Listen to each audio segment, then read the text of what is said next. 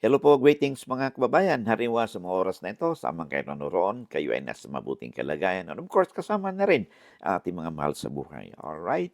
So, si Tony Rogelio po ito, no, ng Batas Pinoy. Ang ating pong channel ay isa pong legal aid public service program ninyong lingkod in collaboration with Integrated Bank of the Philippines, Manila Port Chapter. Okay, marami pong salamat. And of course, I would like to make use of this opportunity, no, um, uh, na meron po tayong good news. Ang Batas Pinoy po ay meron na po tayong page po sa Facebook. So if you have a Facebook account, you could also reach me there, no? Sa ating Facebook and paki-follow po, no? Ang ating paki-share din, paki-like po ating mga naka-post po doon because ka-open lang po, no, ng ating account doon sa Facebook, no? And siguro it was only about 2 weeks ago at mabibilang pa lang po sa daliri, no? Yung nagpapalo po doon kasi hindi po nila alam. So, if you have friends, may kakilala po kayo o kamag-anak o kaibigan po ninyo, kapitbahay po ninyo, no? Na may Facebook account, perhaps you could also spread the news na upang sa ganun sila din po ay may mapupulot, no? Makapag-share din po sila sa ating mga pinag-usapan, ha? At sabi nga natin lagi, di ba? Lamang na ang may alam sa batas. Of course, I would like also to make use of this opportunity na pasalamatan po natin ang ating mga viewers, mga subscribers po natin, mga sharers po natin, no? Lalo na hindi nag-skip ng ads. Thank you very much. Si Mary Lebron of Baguio City, si Florence from Russia with love. Thank you very much. Simon Flower, thank you for your support. And Nilsita Constantino, thank you very much, no? Sa walang humpay na pagsuporta po ninyo sa ating channel.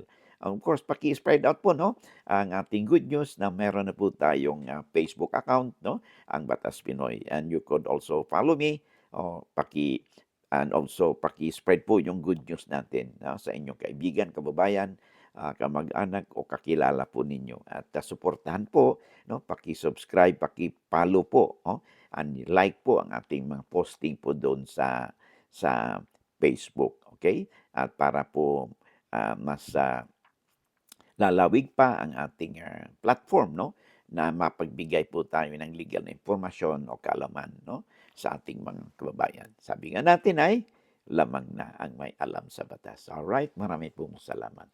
Okay, bibigyan po natin ng daan sa ating episode nito ay sulat po sa atin ni Tessie Mauquer, 6297. I hope Tessie Mauquer, I hope I pronounce your name correctly, yung username po ninyo, no?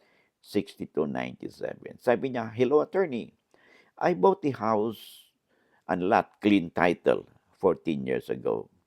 Ngayon may nag-claim na bawiin ang house and lot. Ano po ang gagawin? Alright. Una, ang inyong gagawin is alamin mo kung ano bang basehan niya. Bakit kiniklaim niya ang property na nabili mo, considering sabi mo nga, i-clean title ito. Okay? So, at of course, kung panindigan po ninyo ang inyong karapatan. So, if you are in possession of the house and lot, abay, wag ko yung umalis, okay? Because you are in the jure possession doon po sa lupa at bahay na inyong nabili. Secondly, ay ang hindi kasi maliwanag dito sa sulat mo kung yung bang sinabi mong bilihan ay napa-register mo, no? Meron kayong bilihan, house and lot 14 years ago. Ito ba ay napa-register po ninyo sa Register of Deeds? Kasi kadalasan po kasi na mga bilihan na ganito, imagine 14 years na at hindi po ninyo napa-register, okay? Ito ay kadalasan po ay nagiging sanhi or nagiging invitation na upang sa ganun ay magkaroon ng tinatawag nating double or multiple sale, no? Kasi ay pagpalagay na during that time 14 years, no, nabili ninyo ito at hindi kayo nagparehistro sa Register of Deeds. So, yung nakalagay sa records ng Register of Deeds ay ay ang may-ari nito ay yung seller pa rin.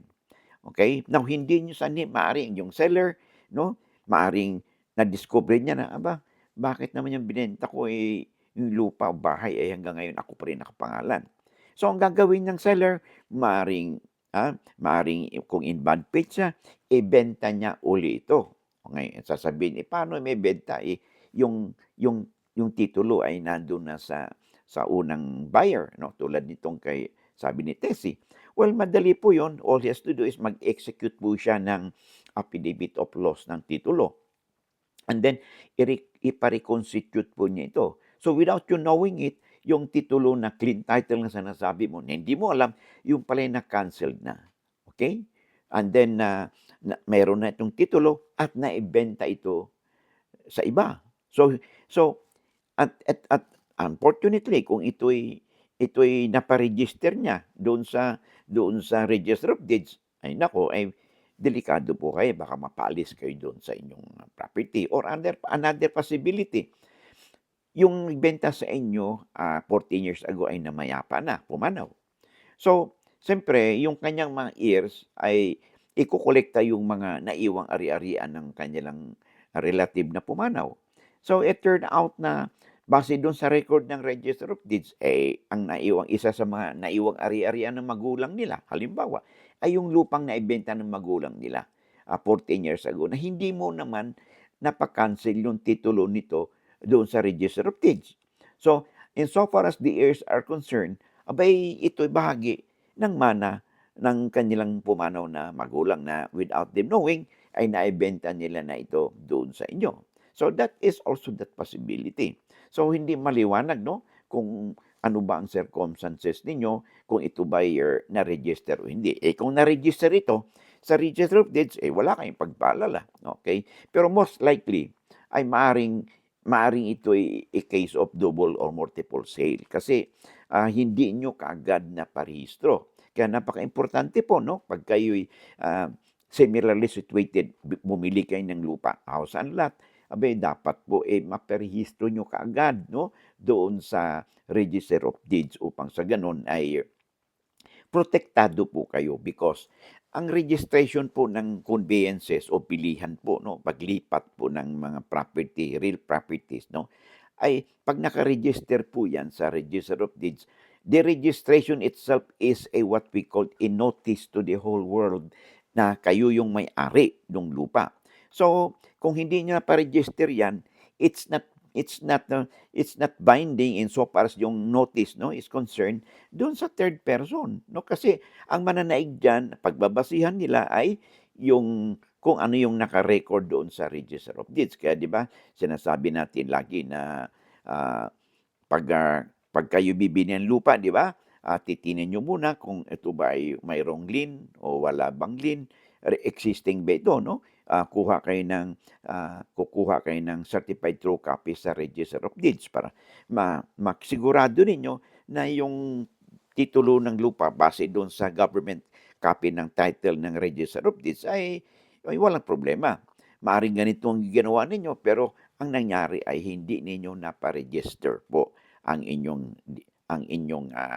deed of sale. Kaya siguro itong kadahilanan kung bakit biglang may sumipot na tinatawag nating claimant na ngayon. So, well, wag muna kayong umalis. The fact na meron kayong katibayan, nasa inyong titulo, nasa inyong deed of sale, no? So, ang dapat kasi gawin yan, ano bang batas natin dito tungkol sa situation nagkaroon ng multiple or double sale? Ang sabi po ng batas natin ay kung pagbabasehan natin yung Article 1544 ng ating Civil Code, okay?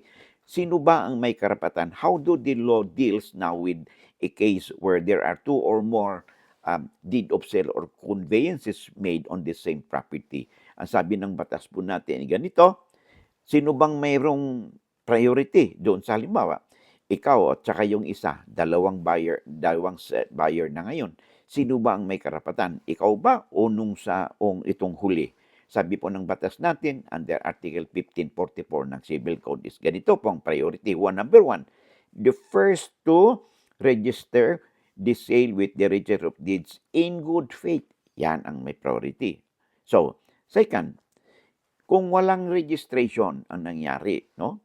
The, ang, the first to possess in good faith. So, kung kayo ay kung hindi pa nyo naparegisteran, pero nandiyan kayo doon sa in possession kayo, may laban po kayo. Lalo na kung yung iba naman, yung second buyer ay hindi niya naparegister din. Okay? Third, if, uh, if kung hindi nakaposisyon sa lupa, okay? Ikaw, hindi ka nakaposisyon sa lupa, okay? At hindi rin na-register ang inyong bilihan doon sa lupa. Ganon din yung isa, yung second buyer.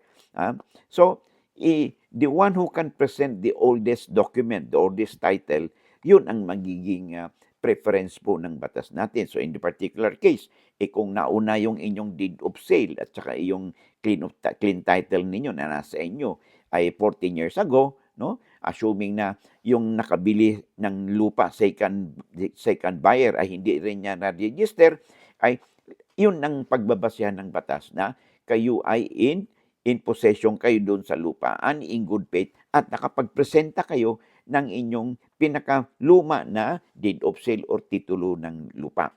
So kayo yung ang may priority dito. So, kaya napakamahalaga nga na pag magkaroon tayo ng bilihan ng lupa, may register po ito.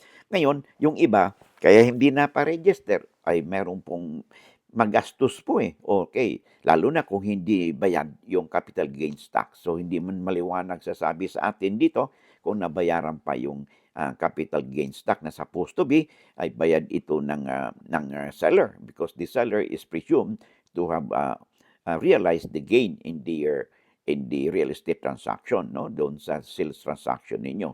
Of course, bayad din dapat yung documentary stamp tax, no? And of course, yung yung inyong amilyar.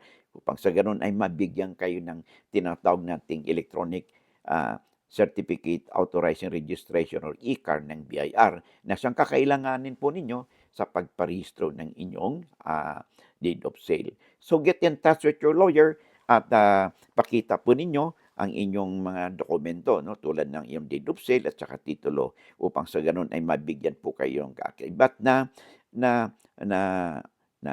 legal remedies na dapat ninyong may sagawa sa lalong madaling panahon. Okay? So maraming salamat. Alright, saka papasok pa lang ay good news po, no? Meron na po tayong Facebook account, no? Sa yung Batas Pinoy po natin, may Facebook account na po tayo, no? Where you could follow me doon sa ating account. At kabubukas pa lang po nito, no? Mga 2 weeks ago pa lang po at from the time na nagkaroon po tayo ng recording na ito. So wala pa po tayong followers, o kung meron, mabibilang pa lang po, no? Sa daliri. So if you'll be kind enough, no? Pakisuporta po ninyo ang channel nito, no? Upang magkaroon po tayo ng awareness sa mga kababayan natin, mga viewers po natin na mayroon na pong account ang Batas Pinoy, no? May Batas page may page na po tayo sa Facebook na Batas Pinoy. And you could follow me there, at masagot po natin, no, sa abot ng ating makakaya ang makatunungan po ninyo, no, sa ating bagong Facebook account. Okay? Marami pong salamat. Of course, I would like to also make use of this opportunity again, no, to thanks mga subscribers po natin, viewers po natin, likers po natin, sa mga suporta ninyo po sa ating mga channel. Okay, so marami pong salamat sa inyong oras and I hope to see you again in the next video po natin and God bless po sa inyo lahat. Bye-bye.